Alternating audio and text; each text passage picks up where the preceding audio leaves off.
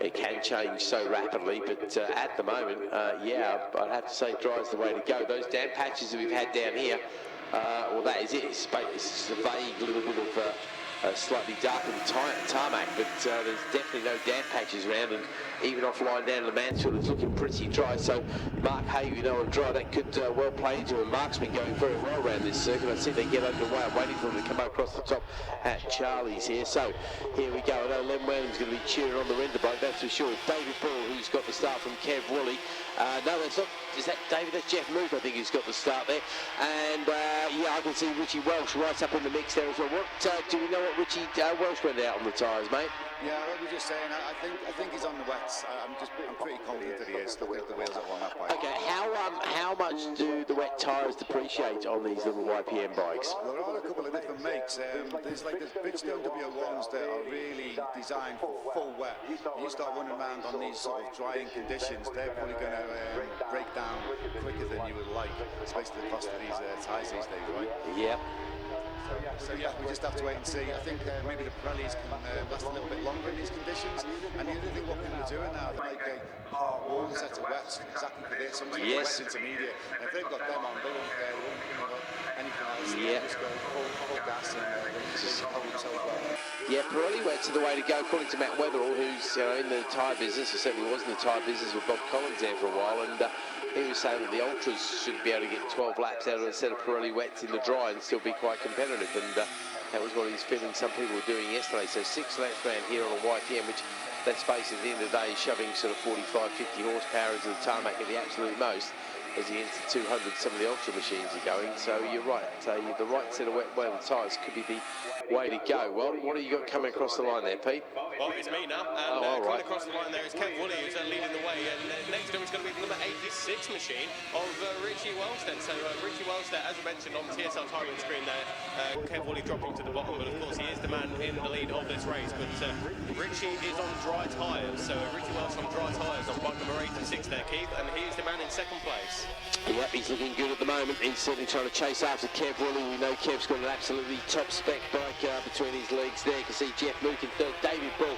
I'm wondering if that's a bad tyre choice for David there, because he certainly seems to be on the pace that he was yesterday.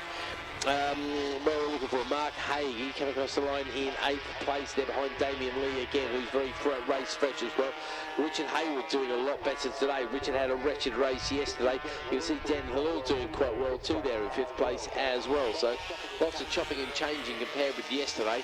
And it's getting a little bit darker out here, so I don't know. I don't want to be the bearer of bad news, but it certainly ain't the sunny day that we were hoping for 5 minutes ago. No, you're right there. It is getting a little bit overcast here, isn't it? But where are the leaders there? Sorry, mate. I just saw Richie. I think just had a bit of a dive, and is he going to go for it at the bottom of the mountain there? He was certainly having a look at it there, wasn't he? But he's still there in second place. Kev Woolley, but the gap was 1.7 seconds, Keith, as they came across the line the last time around.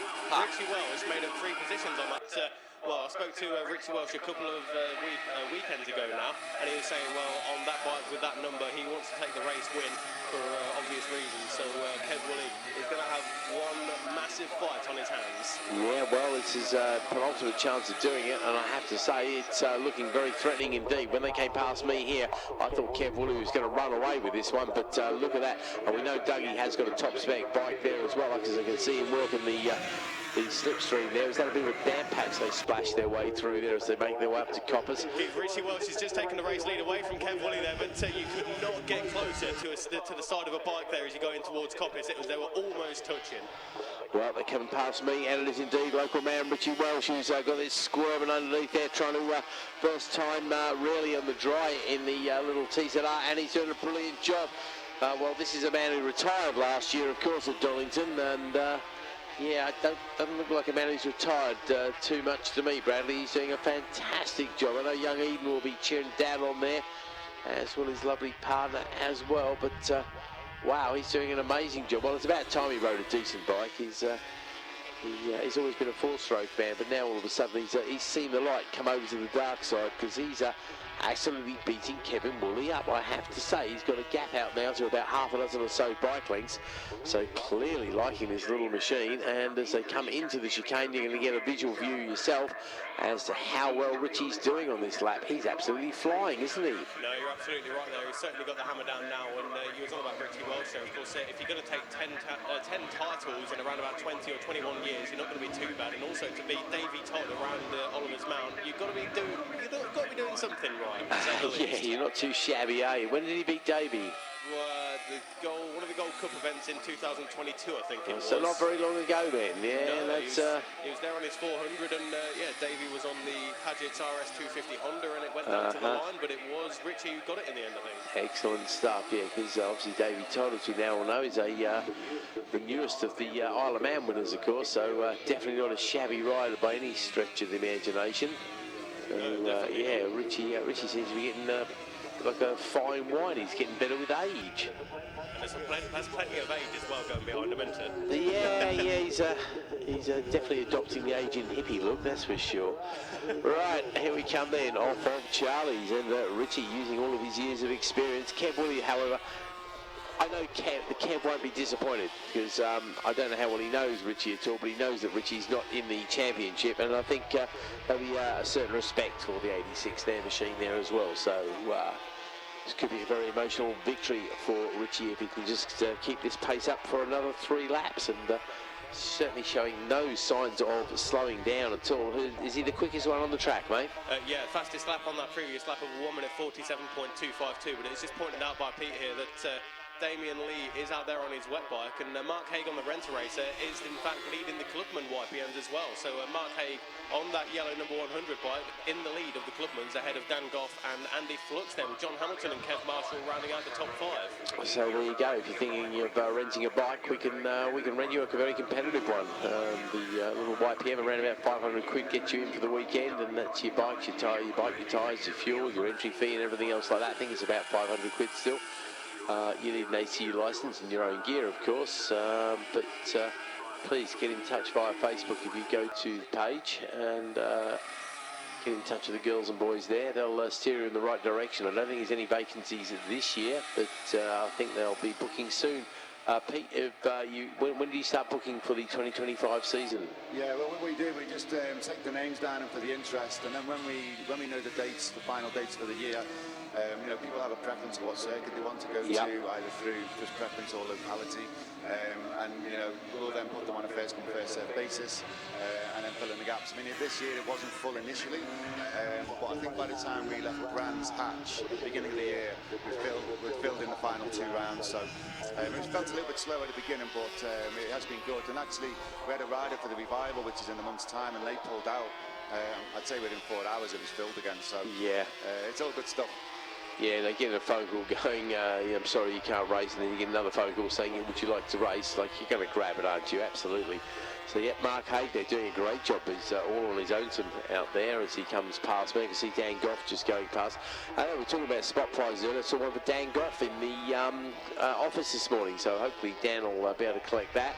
Otherwise, it can go in the Ben fund or something like that, because I imagine there's some pound notes on board there, thanks to Wayne Bullen at DFDS. I don't know, has Wayne been by this weekend at all, mate? I've not seen him. I know he's been away on holiday. He's got a spanking new caravan, so he's been out testing that a few times. So I don't know whether he was going to make it this weekend. But hopefully, if he's around the paddock, then definitely come down and check us out. Yeah, no, I think he will. Well, hopefully he'll be here for the revival meeting, because Wayne is now just based down the road in Lincoln, of course. Okay, where are we in the race there, Bradley? Must be getting ready for the last lap soon. Oh, there's Kev Woolley gone quicker there. Yeah, Kev Woolley, it looks as though it's closed the gap there. It was exactly 1.3 seconds as they came across the line of the ground. We're watching them now towards Barn then, and just waiting now for the number 86 machine of Richie Welch. And they're getting stuck in with some of the slower riders here. So it's going to be Kev Woolley who retakes the race lead ahead of Richie Welch. 1 lap to go, 2.18 miles. And Zach Welch, they're still in second place. Kev Woolley now retakes the race lead as they go in towards Coppice there. I don't believe there'll be any more riders for these guys to contend with. So it is just going to be one against the other. It's going to be Kev versus Richie for this final lap, Keith. Okay, here they come then past me. Richie's going to be working the slipstream hard. He gets good drive over Charlie's. He's working it beautifully. He's going to go for the outside pass that park there. It's going to leave Willie on the inside going defensive there. They're pretty much side by side. I think that Richie went for the brakes a little bit earlier than Wooly there, maybe hoping to get the drive coming off the top there. Wait and see. We've got a slower rider coming around Chris Curve who might yet have a say in this particular race. The two leaders coming around Chris Curve now, separated by about a bike length if that. Here we come up to the gooseneck, and that is indeed Wooly out in front. Here comes Welsh though. Is he going to have a look at Mansfield? Oh, it's a suicide squeeze. That is a late Mulberry. Surely I don't think he could have done that. I think Wooly tipped in before he got a chance to punch his way past, but he comes straight back up the inside of the chicane. Doesn't do it there either. Surely he's only got one last chance to have a go at the bottom of the mountain back towards you, Bradley. Yeah, they're going through on that slow rider there, and there's an opportunity to overtake there as they went through. I think that's Bert Ellison that just went through on, but it is still Kev Woolley leading away from Richie Welch, but you know for a fact that Richie Welch isn't going to take this one lying down then. They go in towards Hall Ben's end, 51 leads 86. Through Hall Ben's they go, to the right, over to the left, back over the crest, then in towards the hard braking zone then for the hairpin. Will it be a bit of a squeeze there? Elbows out affair for Richie Welch, looking up the inside of the hairpin potentially. They're on that short straight that separates the hairpin from Barn. We're looking towards Barn, and it is Kev Woolley with the advantage, but Richie Welch is right there in the slipstream. He goes to the inside. Is he going to get it? Not quite close enough, and it's going to be Kev Woolley who takes the victory ahead of Richie Welch by the slimmest of margins then. So the 51 pips the 86 to the line there, 0.08 of a second there, but Richie Welch with the fastest lap of the race on that final lap of a 1 minute 46.283. Just goes to show how hard they were pushing on that final lap there, Keith, with Jeff Moog rounding out the podium. Well, they come past me here, so slowly disappointed Richie Welch over Kev Woolley. As Richie's the first one to congratulate him as they come past me here on the straight, because very sporting rider indeed. And as you say, third place they're going to Jeff Moog, they're ahead of David Bull. I'm really surprised to see David after his great form yesterday. Not that there's anything wrong with fourth place, it's a perfectly respectable place. Good to see Richard Hayward back at the sharp end as well, finishing in fifth place there ahead of Den Hillel. Clubman victory to Mark Haig on the Renter Racer.